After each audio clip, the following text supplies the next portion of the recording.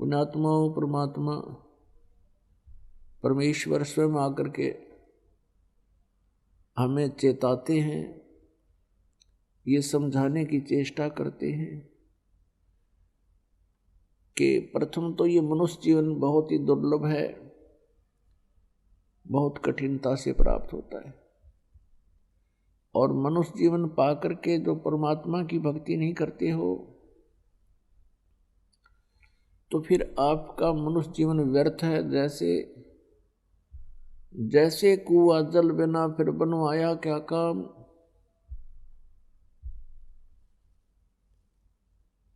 अब जिस कूप में जल नहीं है और वो खोद भी रखा है, उसके पक्का स्ट्रक्चर भी बना रखा है और बहुत सुंदर दिखाई देता है, उसमें जल है नहीं तो वो नाम कूप भले ही है लेकिन गुण कुएं के नहीं है उसमें। इसी प्रकार जो मनुष्य जीवन प्राप्त करके प्राणी परमेश्वर की भक्ति नहीं करते हैं, उनका नाम मनुष्य अवश्य है लेकिन गुण मनुष्य के नहीं है। फिर बताते हैं, राम रटत दारिद्र भलो, टूटी घर की छान, वो सुंदर महल किस काम के, जहां भक्ति नहीं भगवान।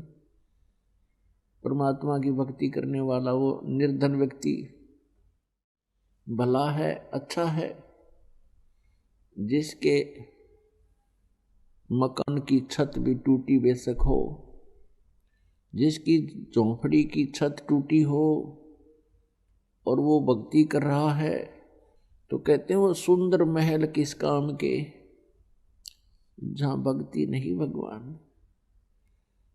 अच्छे महल हैं, खूब बढ़िया कोठी बना रखी है, परमात्मा की भक्ति नहीं करते हैं, उनसे तो वो गरीब व्यक्ति, निर्धन व्यक्ति, जिसकी छान बनी है, झोंपड़ी है, हट है और उसकी भी छान टूटी हो, छत टूटी हो, यानी इतना निर्धन हो तो भी वो उस मायाधारी पैसे वाले से अच्छा है, भगवान को वही पसंद है। क्या बताते हैं, कबीर सब जग निर्धना, धनवंता ना कोय, धनवंता सो जानियो,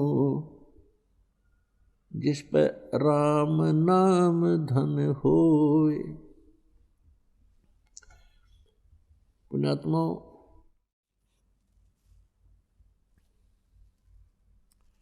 परमेश्वर खुद सारी सृष्टि के रचनहार हैं, सबके पालनहार हैं कबीर साहिब जी, परमेश्वर परम पूज्य कबीर साहिब जी। और वो काशी में, बनारस में आए, एक जुलाहे के यहाँ रहने लगे। परवरिश की लीला जुलाहे के घर पर हुई और ऐसे निर्धन के अपना कपड़े की बुनाई करते, मेहनत मजदूरी करते थे और उस कपड़े के बुनने से जो मेहनताना मिलता था उसी से अपना गुजारा करते थे।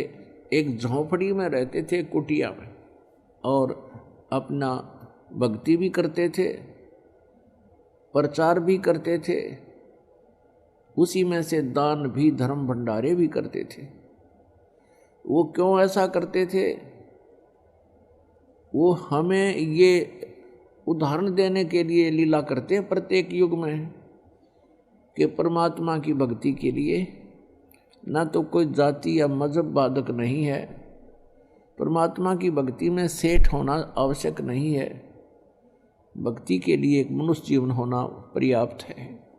मनुष्य जीवन के बाद फिर परम संत मिलना अनिवार्य है, अति आवश्यक है। परम संत मिलने के बाद फिर भक्ति आप किसी तरह भी, चाहे आपके पास पैसा है, सेठ है, कोई राजा है, अच्छी बात है, वो भक्ति करता तो बहुत ही अच्छा, वो भी अच्छा है। और ऐसा निर्धन भी भगवान की भक्ति करता है तो वो भी भगवान को उतना ही प्रिय है। अब कहने का भाव यह है कि सभी सेठ नहीं हो सकते, सभी धनी नहीं हो सकते, और जैसे कि हम भक्ति के बिगड़े हुए प्रारूप को ज़्यादा देखते हैं, जैसे हम देखते हैं उस सेठ ने वहाँ 11,000 रुपये दे दिए, ऐसे देखते थे, उसका नाम लिखा गया उस आश्रम पे, तो आम व्यक्ति यूँ सोचा करता भाई यूँ ये पार होंगे जो इतना दान करते हैं। किसी ने धर्मशाला बनवा दी, उसका नाम लिखा हुआ है, किसी ने कितना कुछ दान कर दिया, किसी ने कुछ कर दिया, तो हम ये सोचा करते थे इन्हीं का नंबर है, ये पार होंगे। लेकिन परमात्मा कहते हैं दान वित्त समान है, आपकी क्षमता के अनुसार दान कीजिए, वही पर्याप्त है। जैसे एक व्यक्ति के पास जो है अरबों की संपत्ति है और उसने 2 लाख रुपये दान कर दिए, बहुत अच्छी बात है। और एक व्यक्ति के पास 2,000 रुपये की इनकम है और उसने जो है उसमें से 1,000 दान कर दिया, तो वो उससे अत्यधिक है जिसने 2 लाख दान किए। इन दोनों के अंदर फिर भावना देखी जाती है, यदि भाव सही है, सच्चा भाव है, तो फिर परमात्मा को स्वीकार्य होता है। कहने का भाव ये है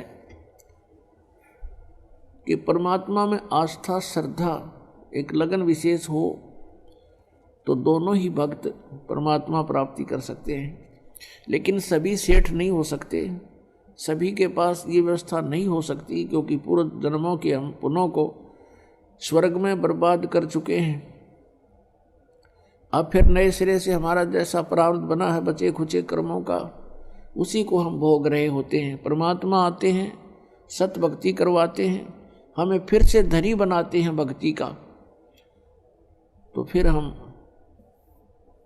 परमात्मा पाने वाली लाइन में लग जाते हैं। अब जैसे दूसरा प्रारूप बिगाड़ रखा भक्ति का कि जैसे कि परमात्मा वही प्राप्त कर सकते हैं जिन्होंने सब त्याग दिया, घर छोड़ गए, जंगल में रहने लगे, घास फूस फल आहार करके अपना जीवन व्यतीत करते हैं, और कोई तप करता है खड़ा हो करके, कोई धुने लगा करके चारों ओर अग्नि जला करके बीच में बैठा रहता गर्मियों में, सर्दियों में ऊपर से जलधारा करता है।